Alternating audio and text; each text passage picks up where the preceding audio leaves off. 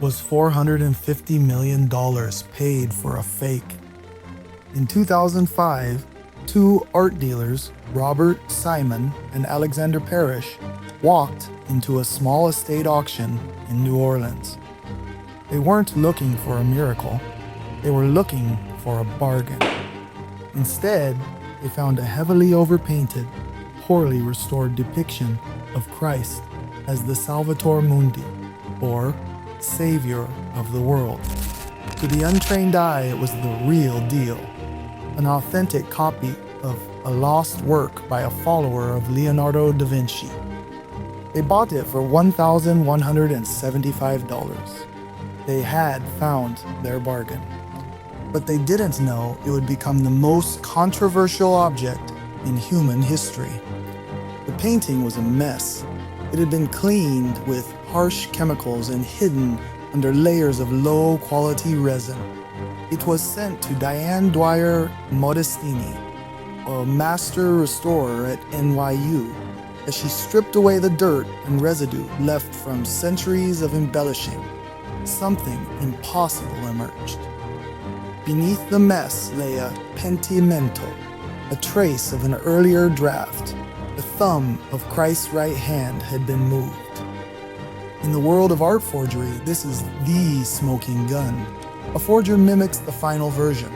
Only the master makes mistakes and then corrects them. This was the thumb of God. This was a Leonardo.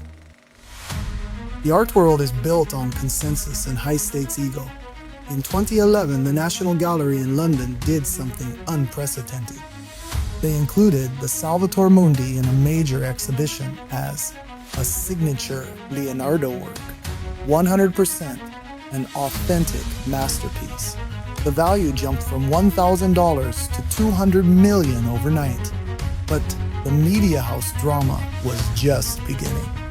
Enter Yves Bouvier, a Swiss businessman who specialized in assisting in the dark art markets. Freeports, they were called, massive tax warehouses where billionaires hide their assets. Bouvier bought the painting for $80 million in a private sale. Within 48 hours, he flipped it to a Russian oligarch, Dmitry Rybolev, for $127.5 million. A $47 million markup for only 2 days of work. Easy money. This ignited the Bouvier affair, a decade-long legal battle involving accusations of fraud, money laundering, and international intrigue. The painting wasn't just art anymore. It was a high-yield financial weapon. November 15th, 2017, Christie's auction house, New York. The marketing campaign was titled The Last Da Vinci. They displayed the painting in a dark room with hero lighting, treating it as if it were a religious relic. The bidding started at $70 million. Within 19 minutes, the room was in a frenzy. The auctioneer's hammer fell at a staggering $450,312,500. The buyer was anonymous, but intelligence reports soon identified him as Prince Badr bin Abdullah, a proxy for the Saudi crown prince, Mohammed bin Salman. The Salvator Mundi had become the world's most expensive painting, destined to be the crown jewel of the new Louvre in Abu Dhabi. Then something went wrong. The unveiling scheduled for September 2018 was abruptly canceled. No explanation was given. The painting vanished from the public eye in an instant. Rumors exploded. Some said the painting was too damaged to move. Others suggested a diplomatic rift between the UAE and Saudi Arabia. But the most chilling theory?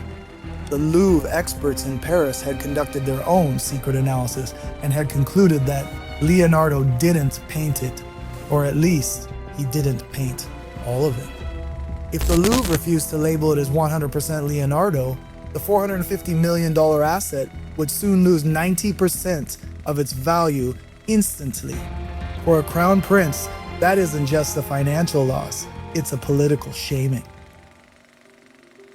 As of 2026, the Salvator Mundi has not been seen in the public for nearly a decade. The most credible reports place the masterpiece on the $600 million superyacht Serene, owned by Mohammed bin Salman himself. Currently, it's docked in the Red Sea. Think about the irony.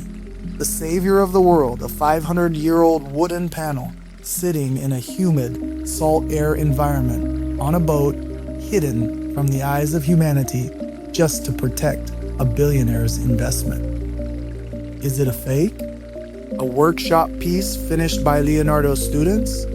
Or is it the true, divine hand of the master, hidden away because the truth is too expensive to handle? The mystery of the Salvator Mundi remains the ultimate art market cold case. And as long as it remains hidden, the legend and the price tag continues to grow. The masterpiece hasn't been seen since 2017.